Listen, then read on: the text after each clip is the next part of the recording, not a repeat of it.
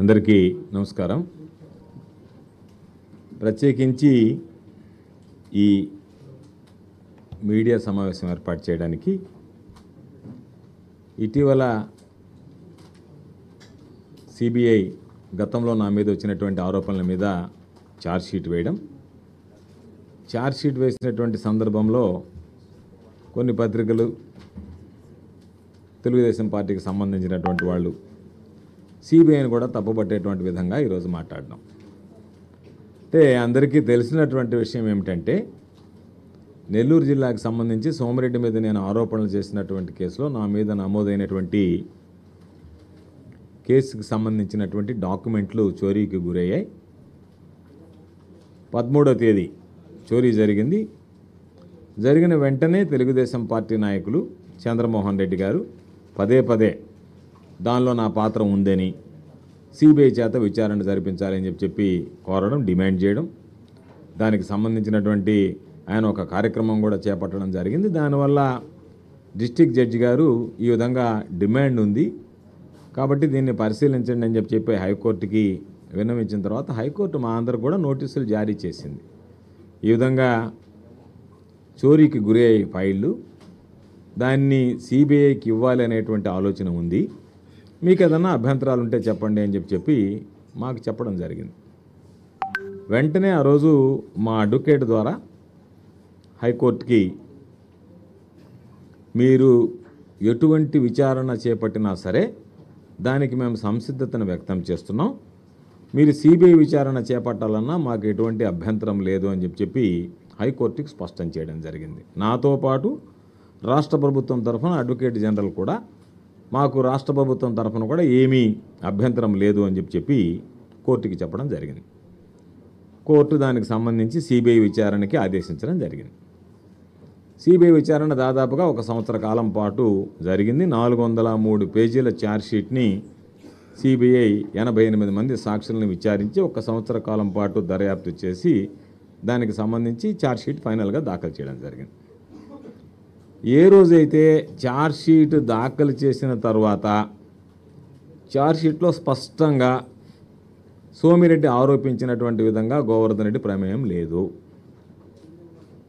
వీళ్ళకి దోషులకి ఎటువంటి సంబంధాలు లేవు, ఈ కేసు పట్ల కనీసం అవగాహన కూడా లేదు గోవర్ధన్ రెడ్డికి అని చెప్పి స్పష్టంగా పేర్కొనడం, దానితో పాటు పోలీసుల దర్యాప్తుకు సంబంధించి కూడా లోటుపాట్లు జరిగాయి అని చెప్పి పదే ఆరోపణలు చేశారు. సోమిరెడ్డిని పిలిపించి విచారించారు. మీ దగ్గర ఏదన్నా ఆధారాలు ఉంటే ఇవ్వండి అన్నారు. ఆయన ఏదో ఆధారాలు ఇస్తే ఆధారాలను సేకరించాడు. ఆయన 1-2 సార్లు బయటకు వచ్చి ఆయనే జడ్జిలాగా నాకు ఎన్ని సంవత్సరాలు జైలు శిక్ష పడుతుందో కూడా ఆయనే ఖరారు చేసి వెళ్ళిపోయాడు. ఇవన్నీ అయిపోయిన తర్వాత ఈరోజు మరలా ఆయన వచ్చి నేను సిబిఐ ఛార్జ్షీట్ దాఖలు చేసిన తర్వాత ఇది సిబిఐకి సరిగ్గా జరగలేదని చెప్పి కొన్ని పత్రికల్లో రాయడం, కొన్ని అంటే ఇది సిబిఐ అంటే సెంట్రల్ బ్యూరో ఆఫ్ ఇన్వెస్టిగేషన్ తప్ప చంద్రబాబు ఇన్వెస్టిగేషన్ కాదు కదా. సిబిఐ అంటే ఏంటి, వీళ్ళు చంద్రబాబు ఇన్వెస్టిగేషన్ అనుకుంటున్నారేమో, ఇది సెంట్రల్ బ్యూరో ఆఫ్ ఇన్వెస్టిగేషన్.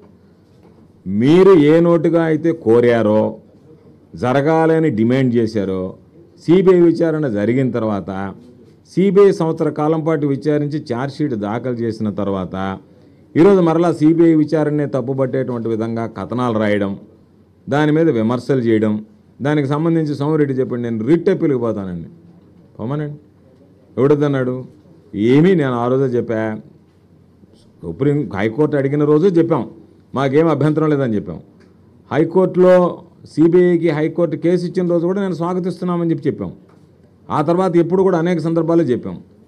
నేను అడిగేది దాదాపుగా ఈ 2 సంవత్సరాలు, దాదాపుగా 1 సంవత్సరం 10 నెలలు చంద్రబాబు, లోకేష్, మా నేల టికెట్ గాడు, ముగ్గురు, నేల టికెట్ గాడు అంటే సోమిరెడ్డి, ముగ్గురు నిద్ర లేస్తే ఎక్కడికి వెళ్ళినా సరే కోర్టు దొంగ కాకానే అని చెప్పి మాట్లాడినారు. ఈరోజు మీరు చెప్పినటువంటి విధంగా మీకు ఫేస్ సేవింగ్ కూడా లేకుండా పోయింది. 2 విషయాలు, ఒకటి రాష్ట్ర ప్రభుత్వం సమర్థవంతంగా పనిచేసింది, ఈ విషయంలో రాష్ట్ర పోలీస్ యంత్రాంగం సక్రమంగా పనిచేసింది, నెల్లూరు జిల్లాకు సంబంధించి ఎవరైతే దోషులుగా గుర్తించారో వాళ్ళనే మేము కూడా నిర్ధారిస్తున్నామని చెప్పడం, అంటే దర్యాప్తు సక్రమంగానే జరిగిందనేటువంటి ఒకటి.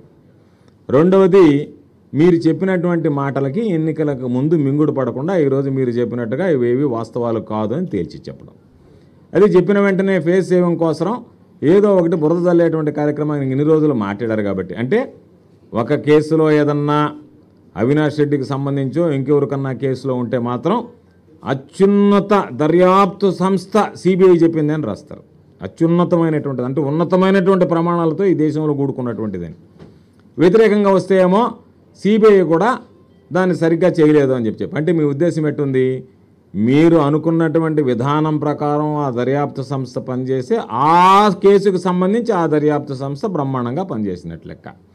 మీ భావాలకి, మీరు అనుకున్నటువంటి మీ ఊహలకి, మీ బురద జల్లుడు కార్యక్రమానికి, మీరు పెట్టేటువంటి మీడియా పెట్టేటువంటి అనేక రకాలైనటువంటి ఏదో కట్టుకథలకి వంత పాడకపోతే, దానికి అనుగుణంగా కనుక విచారణ జరగకపోతే ఆ ఏజెన్సీ సరిగ్గా పనిచేయనట్లు లెక్క. అంటే ద్వంద్వ ప్రమాణాలు. చంద్రబాబు నాయుడు లాంటి వాడు సిబిఐకి భయపడి రాష్ట్రంలోనే సిబిఐ అడుగు పెట్టడానికి వీలు లేదనేటువంటి వాడు. కాబట్టి సిబిఐని ఈరోజు మీరు తప్పుపడుతున్నారు. సరే, న్యాయ వ్యవస్థ మీద కూడా చివరికి మీరు చెప్పినటువంటి విధంగా మీ పార్టీకి కొమ్ము కాచేవాడికో, మీకు అనుకూలమైనటువంటి వాడికో బెయిల్ ఇస్తేయేమో న్యాయస్థానం న్యాయం 4 పాదాల మీద నడిచింది రాష్ట్రంలో అంటారు. ఒకవేళ బెయిల్ రాకపోతే న్యాయ వ్యవస్థ మీద, న్యాయమూర్తుల మీద కూడా దాడి చేయడానికి ప్రయత్నం చేస్తారు. ప్రధానంగా నేను ఈరోజు వచ్చినటువంటి కార్యక్రమం చంద్రబాబు నాయుడు గారికి గతంలో ఒకసారి చెప్పా, నా మీద ఆరోపణలు వచ్చాయి, నా మీద వచ్చినటువంటి ఆరోపణలకి నేను హైకోర్టుకు వెళ్ళి నా మీద విచారణ మీరు చేయడానికి నాకు ఏమీ అభ్యంతరం లేదు, విచారణ చేయండి అని చెప్పా. చంద్రబాబు నాయుడు మీద అనేక రకాలైనటువంటి ఇప్పటి వరకు ఆయన మీద అనేక రకాలైనటువంటి విచారణలు జరిగాయి. అనేక రకాలుగా ఆయన సిబిఐ చేత జరిపించుకోవడానికి నాకు సిబిఐకి సంబంధించి కోర్టుకు పోయి దాని మీద స్టేలు తెచ్చుకున్నాడు.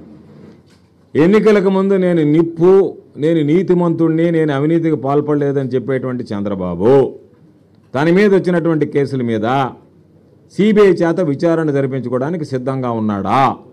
చంద్రబాబు నాయుడు కనీసం ఒక్క కేసులోనైనా, చాలా కేసులు వచ్చే స్కిల్ డెవలప్మెంట్ దగ్గర నుంచి, ఇన్నర్ రింగ్ రోడ్ దగ్గర నుంచి అనేక రకాలైనటువంటి కేసులు ఉన్నాయి నీ మీద, ఒక్క కేసులోనైనా సిబిఐ విచారణ జరిపించుకోవడానికి నువ్వు సిద్ధంగా ఉన్నావా అని చంద్రబాబు నాయుడుని అడిగితే దానికి చంద్రబాబు నాయుడు స్పందించకుండా కొన్ని వీధి కుక్కలు, ఓర కుక్కలు మరుగుతున్నాయి. అవి కాదు కావాల్సింది. చంద్రబాబు నాయుడిని నేరుగా అడుగుతున్నా, ఏమయ్యా నువ్వు ఎన్నికలకు పోతున్నావు, నేను నిష్పక్షపాతంగా, నేను అసలు నీతిమంతుడిని, నా అంత నీతిమంతుడు లేడన్నావు కదా, నువ్వు అంత నీతిమంతుడైనటువంటి వాడు నీ మీద సిబిఐ విచారణ చేపట్టాలన్నప్పుడు నువ్వు కోర్టులకు వెళ్ళి స్టే ఎందుకు తెచ్చుకున్నావు? దాన్ని పునరాలోచించి ఈరోజు మరలా నువ్వు నేను నీతిగా నిలబడేటువంటి వాడిని కాబట్టి నా పాత్ర లేదనుకున్నాను నేను చెప్పా, నా పాత్ర లేదు అని చెప్పి మొదటి నుంచి చెప్పా, సిబిఐ విచారణకు సిద్ధమని చెప్పా. చంద్రబాబు నాయుడు పాత్ర కూడా లేకుండా ఉంటే చంద్రబాబు నాయుడు సిబిఐ విచారణకు సిద్ధమా?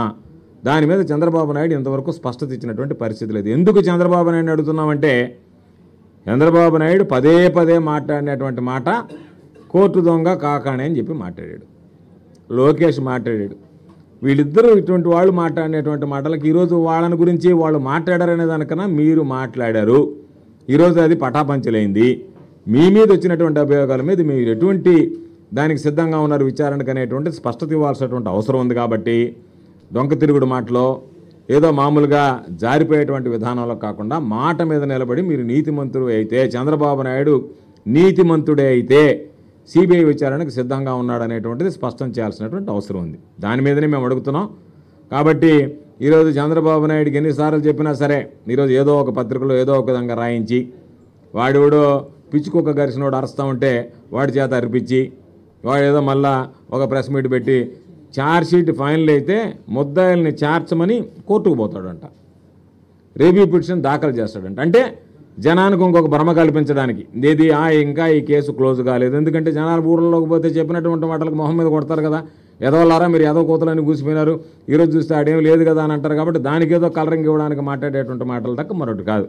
ఇవన్నీ వదిలిపెట్టి ఈ కథలు, ఈ కహానీలు, మీకు చిత్తశుద్ధి ఉంటే సిబిఐ విచారణకు సిద్ధంగా ఉన్నావా లేవనేటువంటిది 24 గంటల లోపల చంద్రబాబు నాయుడు నేను డిమాండ్ చేస్తున్నా, తేల్చి చెప్పాల్సిందిగా సవాల్ విసురుతున్నా. నీతిమంతుడు కాదు అవినీతిపరుడని చెప్తున్నాం, అదే చెప్పేది. సవాలు స్వీకరిస్తే నీతిమంతుడైతే సవాలు స్వీకరిస్తాడు, చంద్రబాబు నాయుడు అవినీతిపరుడని ఒప్పుకున్నట్టే. దానికి ఏముంది? సవాలు స్వీకరించకపోతే చంద్రబాబు నాయుడు అవినీతిపరుడని ఒప్పుకున్నట్టే, చంద్రబాబు ఒప్పుకున్నట్టు. మేము ఆరోపించడం కాదు, చంద్రబాబు నాయుడు అవినీతిపరుడని ఒప్పుకున్నట్లే.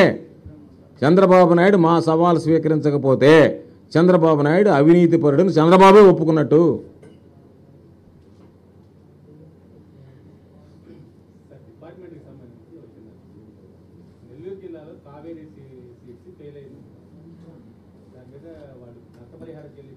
అసలు నెల్లూరు జిల్లాలో కావేరీ సీడ్స్కి సంబంధించి నేను మంత్రిగా సుమోటోగా తీసుకున్నాం ఆ కేసు. మా దగ్గరికి ఎవరు ఫిర్యాదు చేయలేదు.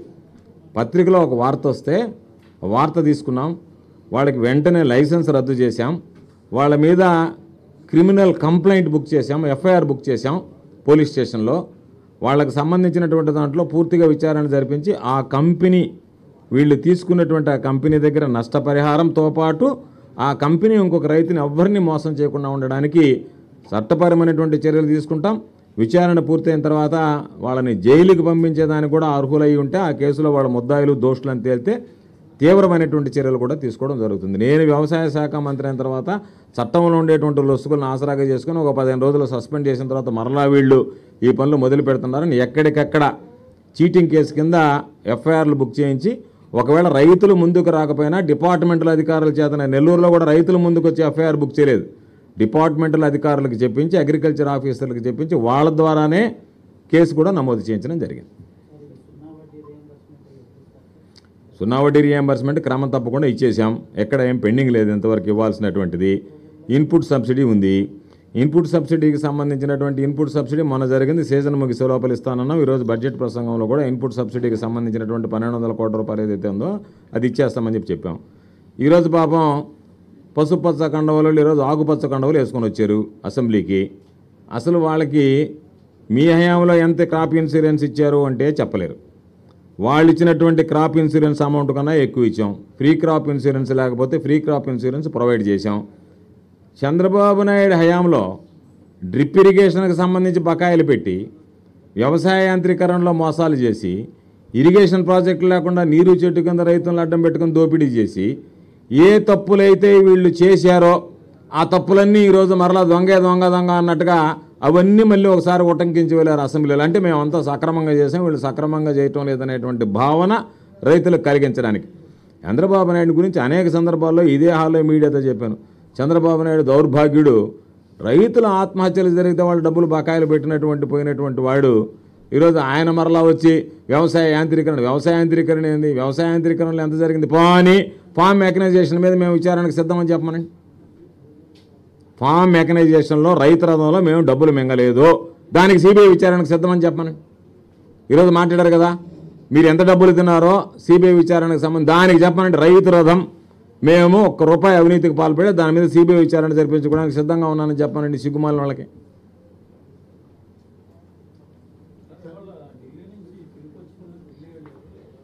నేను వెళ్ళలేదండి, నాకు పిలుపు రాలేదు, నాకు తెలియదు.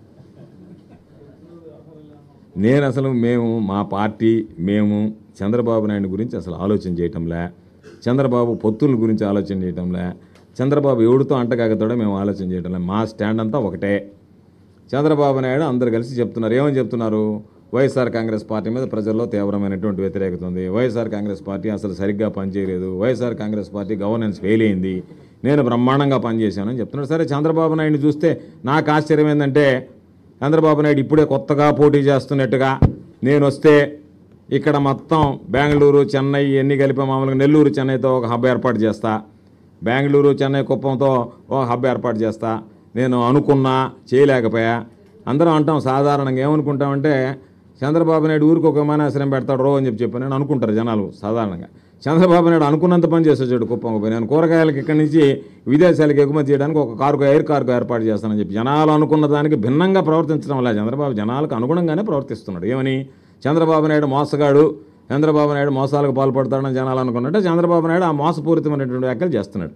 అంత బలం చంద్రబాబుకుంటే చంద్రబాబు, పవన్ కళ్యాణ్ ప్రత్యక్షంగా మళ్ళీ ఈరోజు బీజేపీ ముందు సాగిలపడడానికి వాళ్ళు ఇంతమంది జగన్మోహన్ రెడ్డి గారు ఒక్కడి మీదకి వస్తున్నారంటేనే వైఎస్ఆర్ కాంగ్రెస్ పార్టీ రాష్ట్రంలో ఎంత బలంగా ఉంది, చంద్రబాబు నాయుడు అండ్ కంపెనీ ఎంత బలహీనంగా ఉందనేటువంటి దానికి ఇది ఒక ఉదాహరణ కాదా అనేటువంటిది ప్రజలు కూడా ఈరోజు చర్చించేటువంటి విషయం. కాబట్టి ఇంకే పార్టీ వచ్చినా పోతాడు చంద్రబాబు. ఇంక మిగతా పార్టీలు కూడా ఉన్నాయి కదా, చిన్న చిన్న పార్టీలు, వాటిలతో కూడా పోతాడు.